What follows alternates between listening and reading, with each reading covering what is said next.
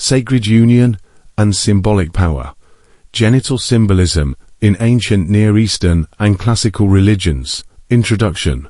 In the religious and spiritual systems of the ancient Near East and Mediterranean, sexual symbolism, particularly the representations of male and female genitalia, was deeply embedded in myths, iconography, temple design, and ritual. These symbols often reflected not only physical fertility, but also divine power, creation, kingship, and access to the sacred. The frequent use of phallic and ionic, vaginal, womb metaphors, including the lock and 𝗧𝗆𝗆𝗏, serve to express cosmic truths and the union of opposites, heaven and earth, spirit and matter, life and death, Sumerian and Babylonian symbolism. In Sumerian cosmology, fertility was central to divine action. The goddess Inanna was associated with love, sex, war, and fertility. Inanna was Ishtar to the Akkadians, Babylonians and Assyrians, Astarte and Oranot to the Canaanites, Phoenicians, Ashtoreth to the Hebrews, Atargatis to the Syrians, Aphrodite to the Greeks, Venus to the Romans, Artemis to the Greeks, Cybele to the Phrygians, Greeks, Turon to the Etruscan, Isis to the Hellenized Egyptians, and Freya to the Norse. Her sacred marriage rites, 𝗧𝗆𝗱𝗏𝗏𝗧𝗍, with the shepherd god Dumuzi, involved ritualized sexual unions symbolizing the renewal of the land and cosmos. The male phallus represented the fertilizing rains or semen of heaven, while Inanna's vulva symbolized the fertile earth. Enlil was the Sumerian god of storms, wind, and air, associated with authority, kingship, creation, agriculture, war, and judgment, playing a central role in governance and the fertility of the land. Enlil was Baal to the Canaanites, Hadad to the Akkadians, Babylonians and the Syrians, Teshub to the Hittite and Hurrians, Zeus to the Greeks, Jupiter to the Romans, Baal's-Ephon to the Phoenicians, and Thor to the Norse. The equivalents are non-exhaustive due to the fact things get even more complex. Deity have multiple equivalents that cross over due to migration and syncretism. You also have to consider religious esoteric and exoteric doctrines, as well as the doctrines of occult societies and mystery schools. Phallic imagery was not always explicit in Mesopotamian art, but hymns and temple rituals often describe the goddess's vulva as a temple gate or fertile field, emphasizing the notion of sacred entry. The key in this context is the divine male, granting access to both literal and metaphysical fertility. In Babylonian tradition, the god Marduk's act of creation, splitting Tiamat's body to form the world, carries implicit sexual and violent overtones, suggesting domination of the chaotic feminine by the organizing masculine force. Egyptian symbolism. In Egyptian religion, sexual symbolism was explicit and divine. The god Atum, the self-created one, was said to have created the world through masturbation, with his semen or breath becoming the god's 𝗲𝗆 and 𝗆. This underscores the generative power of the phallus as a symbol of divine will and cosmic order. The myth of Osiris and Isis is deeply rooted in genital symbolism. After Osiris is dismembered by Set, Isis reassembles his body, but cannot find his phallus. She fashions a substitute, and through magical intercourse conceives Horus. This myth blends death, resurrection, and divine sexual union.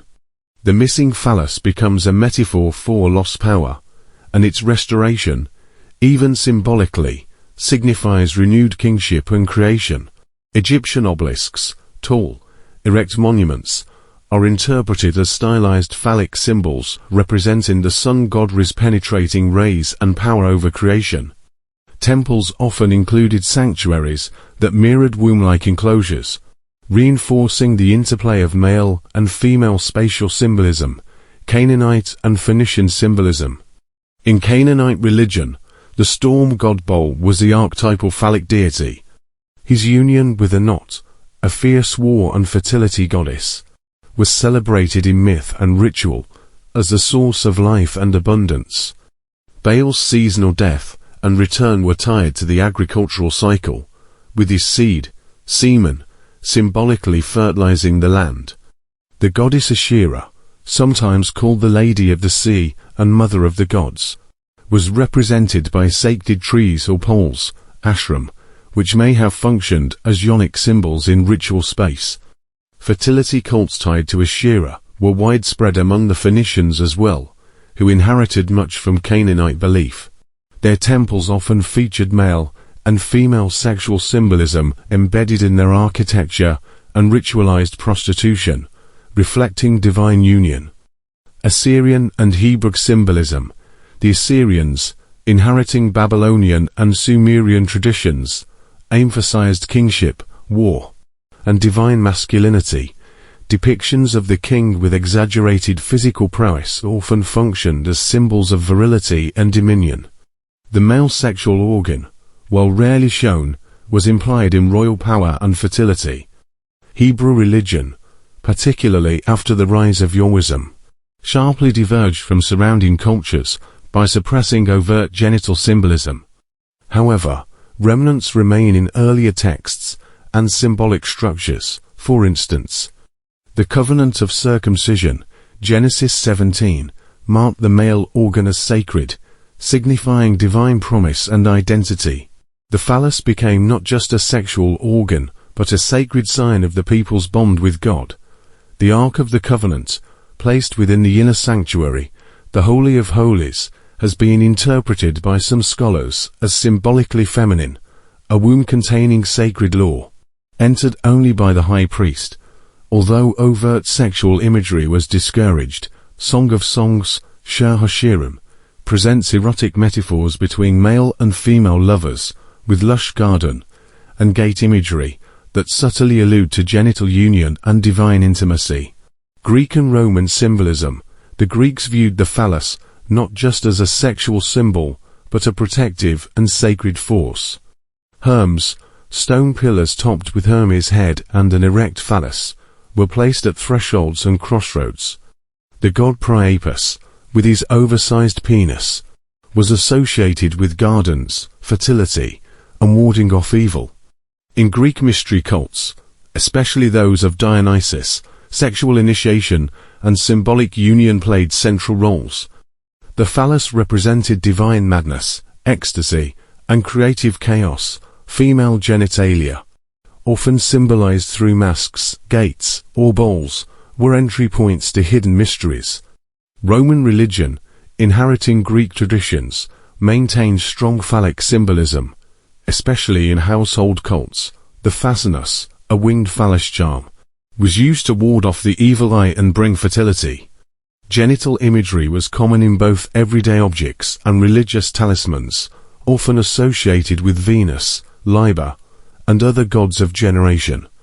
The lock and key motif.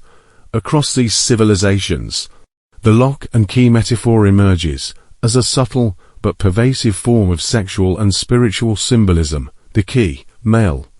Penetration, initiation, divine authority, logos, word, sun, action. The lock or keyhole, female, receptivity, mystery, the earth, womb, temple, night, potential. In ritual and myth, their union signifies creation, transformation, and sacred access. Whether in temple architecture, phallic columns, womb-like sanctuaries, mythological intercourse, Inanna and Dumuzi, Isis and Osiris, or symbolic gestures, circumcision, anointing. Entering sacred space, the dynamics of male and female genital symbolism reflect a deep cosmological truth. Creation stems from the union of opposites, and the sacred lies not in separation, but in integration. Conclusion. The religious systems of the ancient Near East and classical world embraced the power of sexual symbolism as a sacred language.